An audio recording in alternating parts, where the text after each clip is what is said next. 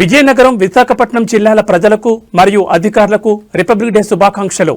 మీ శ్రేయోభిలాషులు Vizianagaram ZP chairman Srinivasarao మరియు సిరి సహస్ర. ఉమ్మడి నెల్లూరు జిల్లా వెంకటగిరి మున్సిపల్ కార్యాలయంలో 77వ రిపబ్లిక్ డే వేడుకల సందర్భంగా ప్రోటోకాల్ వివాదం నెలకొంది. గణతంత్ర దినోత్సవం సందర్భంగా జెండా ఆవిష్కరణకు వైసీపీకి చెందిన మున్సిపల్ వైస్ చైర్మన్స్, మున్సిపల్ కౌన్సిలర్లు హాజరయ్యారు.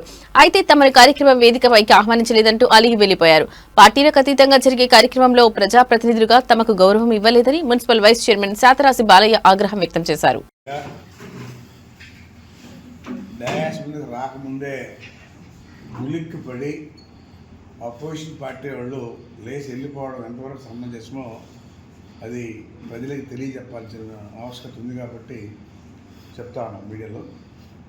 ఎందుకంటే ఎవరైనా కానీ అపోజిషన్లో ఉండేటప్పుడు సమస్యలు ఏమైనా ఉంటే సమస్యల్ని చెప్పాలి. మేము కూడా గత ప్రభుత్వంలో అపోజిషన్లో ఉన్న అసెంబ్లీలో ఏవైతే తప్పులు జరుగుతున్నాయో ఆ తప్పులు ఎత్తి చూపించాం, అడగాలి. అది మనల్ని ఎవరైతే గెలిపించి పంపించారో ఆ ప్రజలకు కూడా తెలియజెప్పాలి. అలా కాకుండా ఈరోజు వైసీపీ ప్రభుత్వంలో గెలిచినటువంటి కౌన్సిలర్లు మూకుమ్మడిగా లేచి వెళ్ళిపోయారంటే వీళ్ళు ప్రజలకు ఏమి సమాధానం చెప్తారని అడుగుతాను. మరి ఎప్పుడైతే ఒక ప్రజాప్రతినిధిగా నేను కూడా ఒక శాసనసభ్యునిగా వచ్చాను, ఏమైనా ఉంటే సమస్యలు చెప్పాలి. చెప్తే రాసుకుంటాం, నోట్ చేసుకుంటాం, అవన్నీ కూడా రెక్టిఫై చేస్తాం. మేము వచ్చి రాత్రికి వెళ్ళిపోయారంటే అసలు ఏమంటారో అర్థం కావట్లేదు. అసలు ఇలాంటి వాళ్ళని ప్రజలు ఎందుకు గెలిపించారో కూడా వాళ్ళే చింతిస్తారు. ఇప్పుడు కూడా ఎదురు దాడి అనేది ఉండాలి.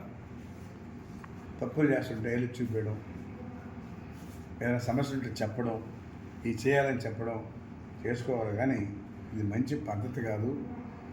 మరి వాళ్ళ రాజకీయ నాయకులు నేర్పిస్తారేమో తెలియడం లేదు. ఇది జగన్మోహన్ రెడ్డి ఉండే అలవాటు అన్నమాట. ఆయన కూడా అసెంబ్లీ జరుగుతుంటాడు, రాడు బయట ప్రెస్ మీట్లు పెట్టుకుంటాడు. అదే వీడు కూడా ఫాలో అవుతున్నట్టే నాకు అర్థమవుతా ఉన్నాం. ఎందుకంటే మన నాయకుడు ఉన్నాడు కదా, మనం కూడా ఎందుకు ఉండాలా అని వెళ్ళిపోయినట్టున్నా చూడబోతే అది మంచి పద్ధతి కాదు. ఎప్పుడు కూడా తెలియజెప్పాలి, ప్రజలకు కూడా తెలుస్తుంది తప్పులు ఉన్నాయా, ఏం చేస్తున్నారు.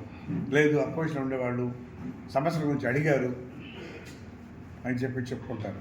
అట్లా కాకుండా రాగానే వీళ్ళు లేచి వెళ్ళిపోవడం అనేది మంచి పద్ధతి కాదు. మీకు రాజకీయం తెలియదేమో, నేర్చుకోండి. ఎప్పుడు కూడా అపోజిషన్లో ఉండేటప్పుడు సమస్యల్ని ఏదైతే చూపించాల్సిన బాధ్యత మీ మీద ఉంది, పాలపక్షం కాదు.